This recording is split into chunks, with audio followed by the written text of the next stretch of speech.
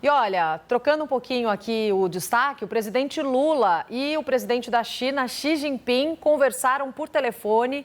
Entre os assuntos, debateram sobre o Conselho da Paz em Gaza, o conselho criado por Donald Trump. Vamos direto a Brasília? Ariane Bittencourt está chegando comigo e tem as últimas informações. Oi, Ariane, bem-vinda. Bom dia. Oi, Roberta. Bom dia para você também, para todo mundo que está nos acompanhando. Pois é, foi uma conversa que aconteceu ontem à noite por telefone, durou cerca de 45 minutos e tratou sobre vários temas: respeito ao direito internacional, multilateralismo, defesa do livre comércio.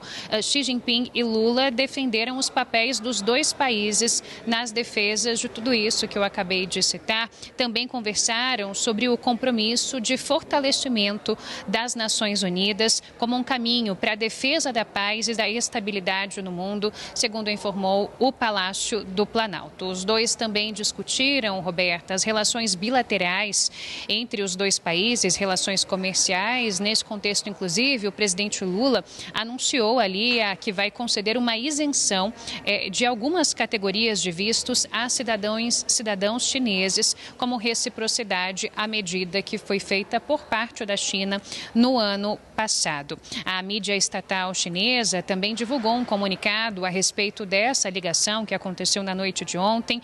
Disseram que Xi Jinping, nesse contato, destacou o papel de Pequim e de Brasília na defesa de interesses comuns do Sul global, na manutenção do papel central da ONU e ressaltaram a importância da construção de um mundo mais justo e sustentável. Nesse contexto, vale dizer, Roberta, que o Xi Jinping ele também foi convidado pelo presidente dos Estados Unidos, Donald Trump, para fazer parte do Conselho da Paz de Trump.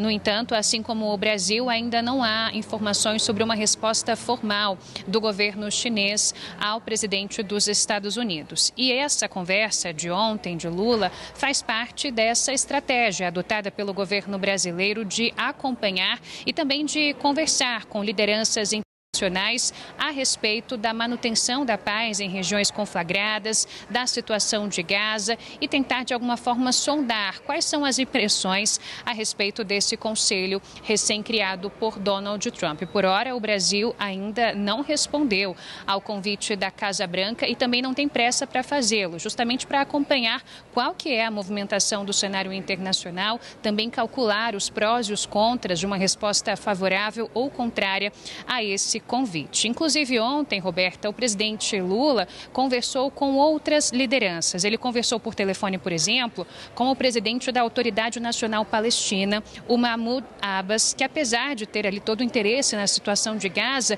é um dos que não foram convidados para o Conselho da Paz de Trump. E esse não convite, inclusive, ao Mahmoud, pesa muito para o governo brasileiro. Nessa conversa por telefone, Lula manifestou ali para ele a satisfação com o cessar-fogo em Gaza, discutiu perspectivas de reconstrução na região e reforçou o papel ou a intenção do governo brasileiro de ter um papel ativo para a promoção da paz no Oriente Médio.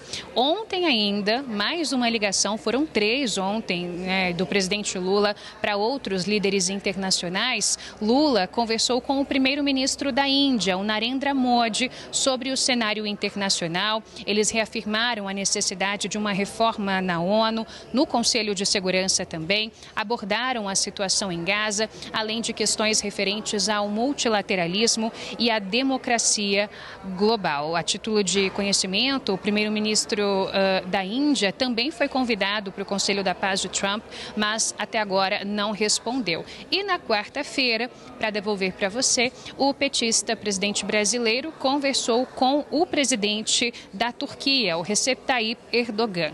E durante essa conversa, eles também trataram a respeito da situação em Gaza. A gente percebe que é de fato esse o objetivo do presidente Lula com essas conversas, para além de outros temas, tratar da situação em Gaza, ouvir as perspectivas para a promoção da paz nessa região. E eles também falaram sobre os esforços mundiais em favor da paz no mundo. O Recep Tayyip Erdogan aceitou ao convite de Donald Trump para participar do Conselho da Paz. Diz que a Turquia está à disposição para trabalhar em conjunto com Washington nas ações em defesa da paz nas regiões que passam por conflitos ao redor do mundo. Então, o Brasil segue tendo essa postura de tentar entender com outras lideranças quais são aí as impressões a respeito desse Conselho de Donald Trump, quais são os próximos passos para que aí sim uma resposta possa ser dada. Lembrando que existe um receio também por parte do governo brasileiro de que uma eventual negativa azede a relação com a Casa Branca e atraia para o Brasil, por exemplo, tarifas ou outro tipo de sanção. Lembrando que esse caminho de diálogo foi reconstruído com Donald Trump a duras penas no ano passado e existe um receio de colocar a perder o trabalho que foi feito diante disso. Então, existem essas conversas acontecendo, a maior parte delas tratando do multilateralismo, da situação em Gaza e também da defesa da paz em regiões conflagradas. Eu volto contigo.